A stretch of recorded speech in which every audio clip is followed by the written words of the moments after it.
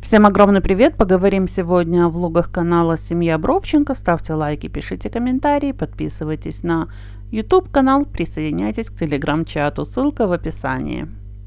Кстати говоря, не только в описании этого обзора, но и в описании канала. Это информация для тех, кто никак не может найти ссылку на телеграм-чат. Ну, еще, конечно, буду рада, если вы захайпите это видео, этот обзор. Сделать это достаточно просто. Надо поле комментариев сдвинуть влево и откроется поле хайпа. И там нажать на кнопочку «Захайпить». Ну, мы переходим к Бровченко. Таня купила целую кучу игрушек для Джесси. Для чего она это сделала на зиму глядя, я не могу понять. Ведь прекрасно она понимает, что Джесси не будет играть на улице с этими игрушками. Она будет играть с ними дома. А как Таня нам говорила о том, что Джесси только на улице должна играть в игрушки, и Таня, видимо, об этом забыла. Говорила о том, что дом только для отдыха. Комната Тани, так вообще, там даже и подумать нельзя об играх. Но тут, я смотрю, так лихо Джесси бегала за какими-то новыми мячиками, за какими-то новыми игрушками. В общем, да, Таня просто была счастлива. Она еще и поощряла ее. Говорила: ой, как хорошо, Джесси, ты выполняешь все команды, молодец. Ну, конечно, после этого Джесси будет играть в доме. Да, и она не будет понимать разницу между ее пребыванием на улице по весне и летом, и ее пребыванием в доме зимой и большей частью осенью. Но это дало свои результаты, конечно же. Потому как когда Таня уехала с детьми сдавать анализы для того, чтобы детей приняли в этот санаторий или в лагерь детский, Джесси осталась дома одна. И она, естественно, разворотила все, что могла. Хотя Таня не нашла это очень таким вот чем-то плохим. Она, наоборот, похвалила Джесси, говорит: так мало ты натворила дел. Могла бы, мол, больше, а так вот какая ты молодец. Но, в принципе, это вина Тани в любом случае, потому как собака не понимает, когда ей можно играть, где ей можно играть и с чем ей можно играть. То Таня какие-то рамки все-таки ставит, то как-то вот и нет, в принципе, этих рамок. То только играй на улице, а дома отдыхай, то можно уже и дома играть, и на улице играть. Ну, понятное дело, собака не может понять, что от нее хотят. И да, правильно собака делает, что играет в доме и разносит пол дома, когда нет хозяев. Это все плоды воспитания кинолога великого Татьяны Бровченко. Ну, а раз уже мы заговорили о животных, надо, конечно же, заметить, что Таня отвезла, кстати, да, при помощи Бори-старшего. И да, Боря-старший, забегая вперед, могу сказать, что он приезжает достаточно часто в дом и помогает Тане по хозяйству, да. Так вот, Боря-старший отвез животных на кастрацию, потому как Таня говорит, уже невыносимо. Уже прям на котят стал прыгать кот, в общем, да. И что касается котят, то Таня себе взяла одного котенка, думаю, нормально так. Тане мало животных, надо еще котенка. Она его сердцем выбирала. Ну да, помним мы прекрасно о том, что когда она Джесси заводила, она заявила: Джесси, это моя отдушина. У всех нормальных матерей отдушина — это их дети, а у Тани собака. А теперь вот вторая отдушина появилась. Тот котенок, которого она сердцем выбирала. Кстати говоря, Аня тоже выбрала себе котенка. Назвала его ни много ни мало Александром. Очень странный выбор клички для кота, назвать кота человеческим именем. Но Таня этому особо не противилась, и ее вообще не смущает то, что у нее теперь и сын Саша, и кот Александр в доме живет. Но она для того, чтобы их разграничить, говорит: Александр не Борисович. Ну да, есть теперь Александр Борисович и Александр не Борисович в доме. Сын и кот. Ну как-то так. А Сашу вообще спросили, как он смотрит на то, что теперь в доме будет еще один Александр. Это вообще нормально? Если она хотела очень человеческим именем назвать кота, ну, выбрала бы другое. Имен миллионы. Нет, надо было именно имя Александр выбрать. Назло Саше она решила это сделать, показать всю свою, так сказать, любовь к брату. Я не понимаю Аню. И еще больше не понимаю Таню, которая поддержала этот выбор и вообще ему не воспротивилась. А еще у меня интересный вопрос. Что будет с котятами, с собакой, когда Таня и Аня рванут в Таиланд? Да, вот они сейчас зимой собираются по горящим путевкам поехать в Таиланд. И ни много ни мало, аж на 2 недели. Кто будет ухаживать за их личными животными в это время. Ну, наверное, Таня выйдет из положения, заплатив кому-нибудь из своих детей и попросив их все эти 2 недели ухаживать за личными животными Тани и Ани. А вот Аня, наверное, из своих каких-то денег будет оплачивать услуги по присмотру за ее личным котенком Александром. Не знаю, как это там будет у них, но то, что они обе безответственные, это 100%. Что Таня, что Аня. Когда люди хотят путешествовать, когда они понимают, что сидеть дома это не для них, что они хотят посмотреть мир, они не заводят в этом случае себе животных. Ну ни при каких обстоятельствах. Даже рыбок они себе не заводят аквариумных. Потому как понимают, что даже за рыбками нужен уход. А тут кошка, собака. Я, честное слово, не знаю, как можно вообще не думать о дне завтрашнем. На что они надеются, я не знаю. Аня готовит младшим детям кашу Геркулес на молоке. И Таня говорит, только Аня умеет такую вкусную кашу на молоке готовить, детям очень нравится. И Таня, зная это, ни разу не приготовила детям кашу на молоке. Говорит, потому что я не люблю каши на молоке. Да, говорит, поэтому и дети мои тоже не едят каши на молоке. Это что вообще, нормально? Это нормальная мама? Я просто в ужасе. Любая другая мама сделает все для того, чтобы вкусно было, чтобы дети ели, чтобы росли, развивались. Но нет, дети говорят, мы хотим то-то и то-то. Видимо, где-то они попробовали это, потому как ни в сад, ни в школу не ходят. Скорее всего, где-нибудь в санатории или вот куда они выезжали, да, в прошлом году. Попробовали, им понравилось. Попросили Таню. Нет, Таня сказала, я на молоке не ем, и вы есть не будете. Единственное, что она им разрешала делать, просто разбавлять эту кашу молоком. И, скорее всего, дети любят сладкую эту кашу геркулесовую, да. Вот, а Таня говорит, а я люблю соленую. В общем, да, очень странное поведение мамы. А Аня наверняка сладенькую кашку детям готовит, и дети с удовольствием ее едят, да еще и на молоке. А еще, как выяснилось, дети не любят груши. Представляете, я таких детей еще не встречала, чтобы груши не любили. Но у Бровченко дети такие вот, которые груши не любят. И Таня говорит, купила на 2 груши, причем эти 2 груши были в 2 разных пакетах. Наверное, 2 разных сорта груш, я не знаю. Всего 2 груши, и на эти 2 груши было положено 2 пакета.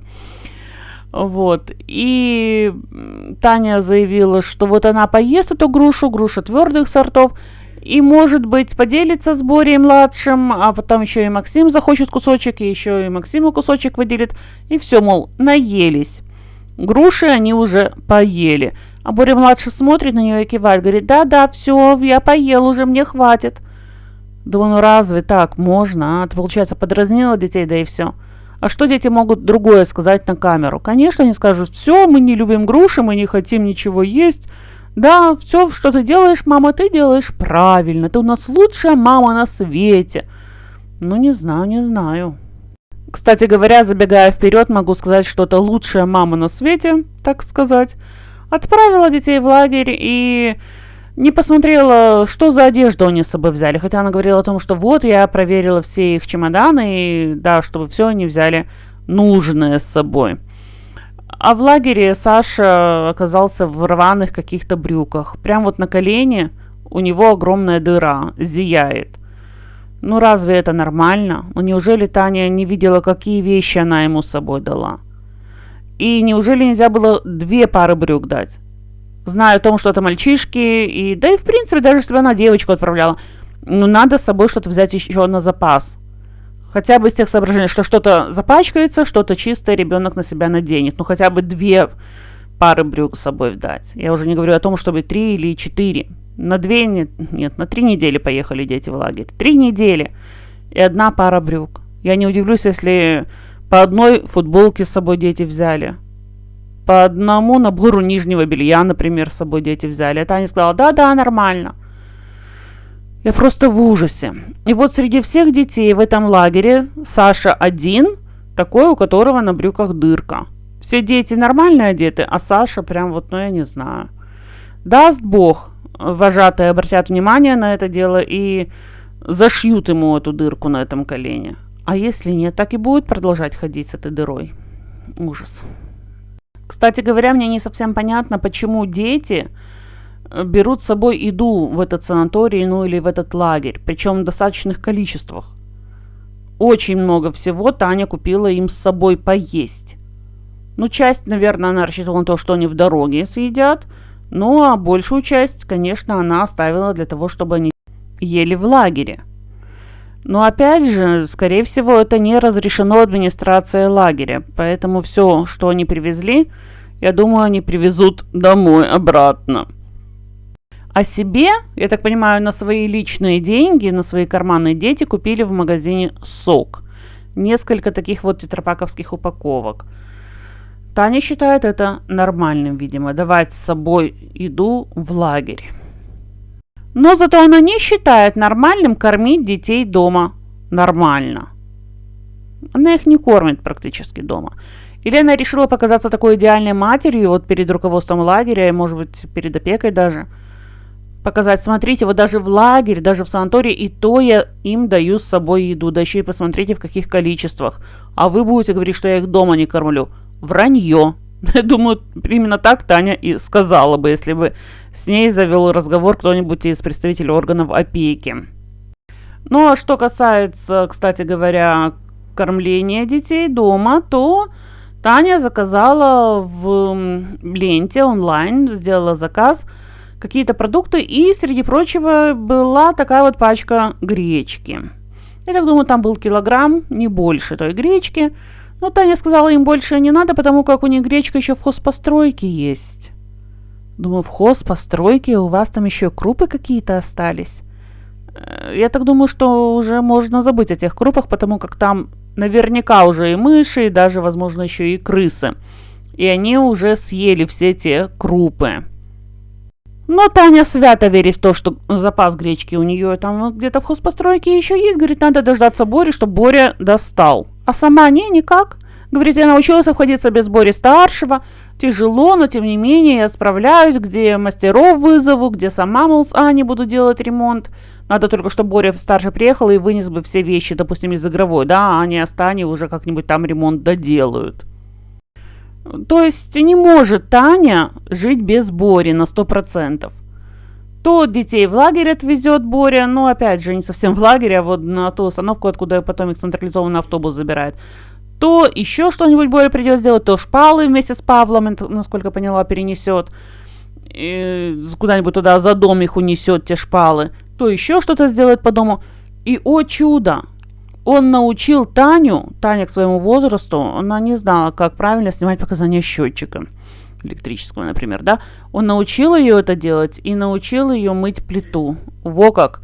Если бы не Боря, Таня не умела бы ни мыть плиту, ни снимать показания. Вообще она, не приспособлена к жизни абсолютно, без Бори.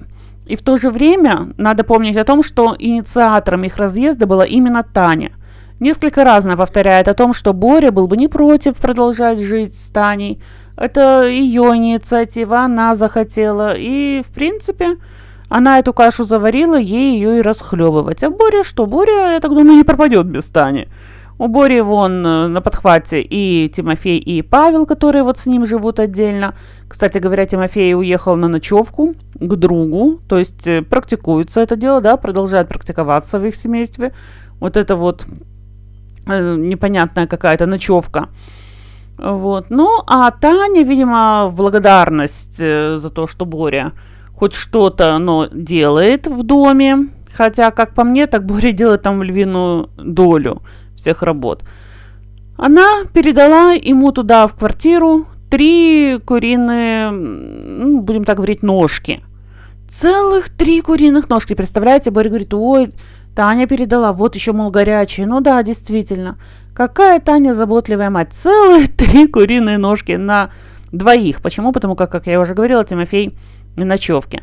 Но вот на 2 взрослых, будем так говорить, мужчин. Потому как Павел уже, не ребенок ведь, да? Ест он и должен есть. И правильно делает, что ест. Хорошие такие вот порции. И Боря тоже не маленький. Поэтому как-то вот 3 куриные ножки на 2 взрослых мужчин, такое себе дело. Но Таня, видите как, она теперь не может сказать, что я ничего им не передала, да, вообще забыла о своих мужчинах, так сказать, о своем муже и о ребенке. Нет-нет, вот я их подкармливаю, целых 3 куриных ножки. И показал нам Боря эти 3 куриные ножки, но они совсем малюсенькие какие-то. Ой, ну, Таня, конечно, в своем репертуаре. Опять же, опека спросит, а чем и как питается ваш старший сын?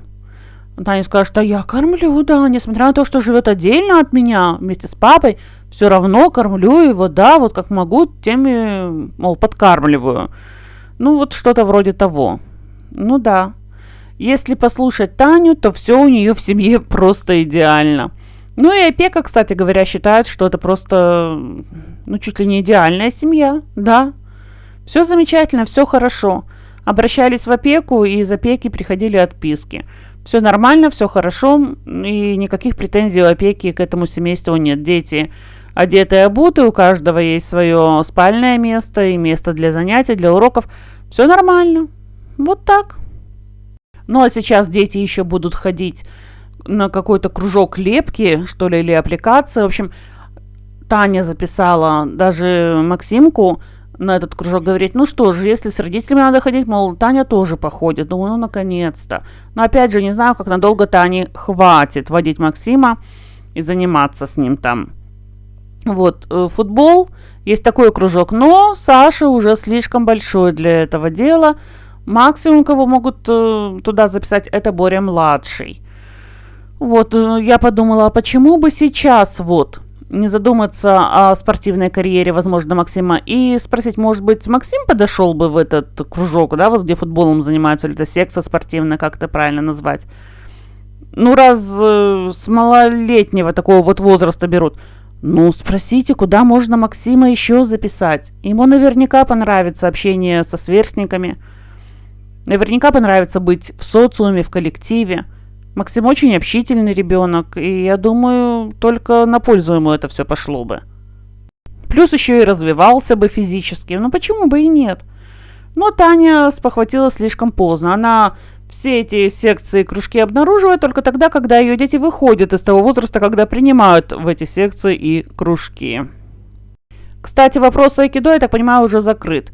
Больше Таня не вспоминает про эту секцию, ничего нам не говорит, будет она туда ходить или не будет, будет ли она туда детей возить или не будет. Теперь у нее новая фишка появилась, теперь она занимается йогой, вдруг, внезапно. Да не одна, а вместе с Аней, представляете, какая вдруг любовь к дочери проснулась. И вот вместе с Аней они занимаются йогой, пока, правда, дома, сами. Но я так понимаю, совсем скоро Таня будет говорить, что они будут ходить на занятия йогой, профессионально будут заниматься. Ну да, скоро в Тай готовятся. Ну, это с одной стороны. А с другой стороны, после первого же занятия у Тани спину потянула, теперь вот левая рука ей болит. В общем, да, все не слава богу. Еще нам Таня поведала о том, что она отравилась чем-то, что-то поела не то, как ей сначала показалось. Потом, когда увидела, что у Саши тоже схожие симптомы, говорит, ну, наверное, Саша тоже что-то не то поела. Потом она поняла, что они с Сашей едят разное. Это как? Говорит, вот именно в эти дни мы ели разное. А как это вообще возможно, если они живут в одном доме? Таня себе что-то получше готовит, а Саша что-то похуже? Или как это понять вообще? Но, тем не менее, факт остается фактом. Они едят все разное. Вот. Ну и в итоге это оказалась вируска, так называемая, и Тане было очень плохо, вплоть до того, что она падала на колени. До того ей было плохо. А насколько плохо было Саше, об этом мы не узнали.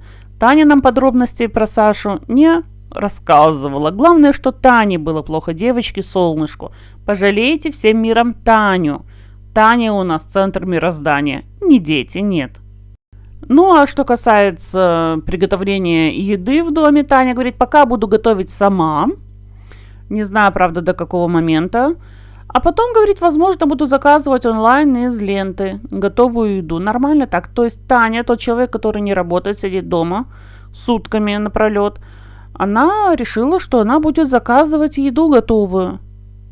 Это вообще нормально? Это как вообще понять? Во-первых, это дороже, чем самому приготовить дома. Во-вторых, ты точно знаешь, из чего ты готовишь, если ты сам готовишь дома, да? А там иди знаешь, что там за салаты, какой свежести, первые или нет.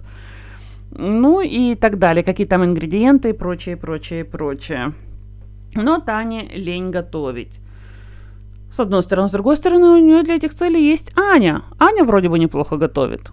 Могла бы Таня делегировать свои обязанности, так сказать, Ане, да, переложить эту обязанность на Аню. Но, видимо, и Аня тоже не особо горит желанием что-то готовить, и я так думаю, Аня тоже поддерживает идею покупать готовую еду в магазине в будущем. Ну а что касается ремонта дома, то государство выделяет на ремонт дома 100 тысяч рублей, представляете? То есть как? Не сразу, не государство выдает так сразу, да, берите, вот вам вся сумма. А нет, не так. Говорит, вы сначала потратьте эти деньги, а чеки предъявите, и в течение полугода государство эти все суммы возместит. Всю сумму, точнее, да, до 100 тысяч возместит. Таня, как это услышала, прям воспряла духом. И ей эта идея очень понравилась, и я так понимаю, что, да, и это тоже Таня выбьет из государства. И вот везде она бьет себя в грудь. Я многодетная мать, а теперь она себя называет многодетной матерью-одиночкой. И, мол, она все делает для того, чтобы ее дети росли гармоническими личностями. Она вкладывает душу в детей. Она то, она это. И вообще она достойна медали, я так понимаю. Но, кстати говоря, в последнее время Таня не говорит нам ничего про то, какие документы она готовит для того, чтобы подать на эту медаль. И вообще, в принципе, на каком этапе рассмотрения ее медали находится в органах власти. Возможно, ей отказали, просто Таня об этом решила умолчать и так решила, вообще ничего не буду говорить своим зрителям, и, скорее всего, все об этом забудут. Ну, может быть и так, а может быть и нет. Посмотрим, что Таня нам скажет в последующих своих влогах про медаль. Ну, а что касается ароматов в их доме, я так понимаю, что там очень такие вот своеобразные ароматы, потому как Таня вспомнила о том, что у нее есть арома свечи, которую ей подарила ее подписчица. Уже давненько, но тем не менее эти свечи у нее есть. И вот она решила их зажигать.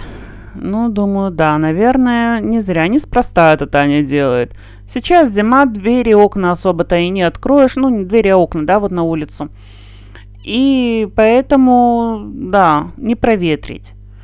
И, конечно же, надо что-то делать с этим запахом, который исходит и от вещей старых, и от животных, ну и вообще. И говорит, зажигалки нет, хотя раньше была. Да, Таня, зачем ты раньше носила зажигалку в сумочке? Она в сумочке роется, говорит, ой, нет зажигалки. Говорит, даже спичек нет. И как можно без этого жить? Действительно, как можно жить без зажигалки в сумочке, ну или без спичек? Ой, ума не приложу. Предметы первой необходимости, по мнению Тани. А вообще интересно, почему у нее раньше была зажигалка? Может быть, мы о Тане не все знаем? Все может быть.